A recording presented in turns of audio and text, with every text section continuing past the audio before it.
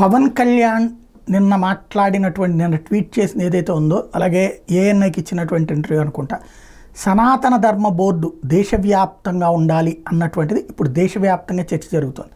తిరుమల లడ్డూ వ్యవహారంలో దేశమంతా మనోభావాలు దెబ్బతిన్నటువంటి సందర్భంలో పవన్ కళ్యాణ్ చేసినటువంటి ఆ ప్రకటన అంటే ఆలయాలు అనేటటువంటిది రాజకీయ ఆధ్యాత్మిక కేంద్రాలుగా మారుతున్నాయి. ఒరిజినల్ ఆధ్యాత్మికతలో ఆలయానికి సంబంధించినటువంటి స్వామివారు ఉండాల్సి ఉంటే ఆ స్వామివారిని అడ్డుపెట్టి తమ ప్రతిష్టల్ని ఇనుమడింపజేసుకోవడానికి వాడుకుంటున్నటువంటి రాజకీయవేత్తలతో కూడినటువంటి బోర్డులు ఉంటున్నటువంటి వేళ, ట్రస్ట్ బోర్డులు ఉంటున్నటువంటి వేళ, ఆ శాంటిటీ కోల్పోతున్నటువంటి వేళ ఏదైతే ధర్మార్థ కామమోక్షాలకు సంబంధించినటువంటి వ్యవహారాల మీద చాలా సిన్సియర్గా ఉండేటటువంటి ఏదైతే అరిషడ్వర్గాల్ని జయించి సమాజం కోసం అంకితమైనటువంటి స్వాములతో కూడినటువంటిది ఉండాలి అని ఆయన ఏదైతే సూచించారో అది ఇప్పుడు పెద్ద ఎత్తున దేశవ్యాప్తంగా చర్చ జరుగుతుంది.